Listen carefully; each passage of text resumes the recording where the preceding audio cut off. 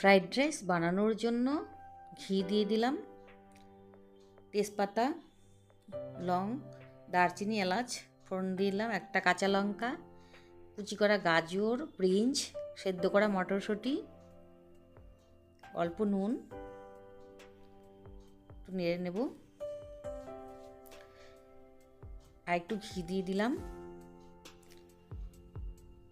কাজু কিশমিশ দিয়ে একটু নেড়ে নেব। অল্প করে ফ্রাইড রাইস তৈরি করব। চিনি দিয়ে দিলাম, পরিমাণ মতো নুন,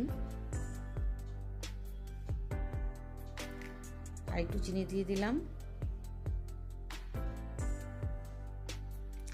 ভালো করে নেড়ে আর একটু কাজু দিয়ে দিলাম, গরম মশলার গুঁড়ো দিয়ে নেড়ে নামিয়ে নেব। Ready fried rice.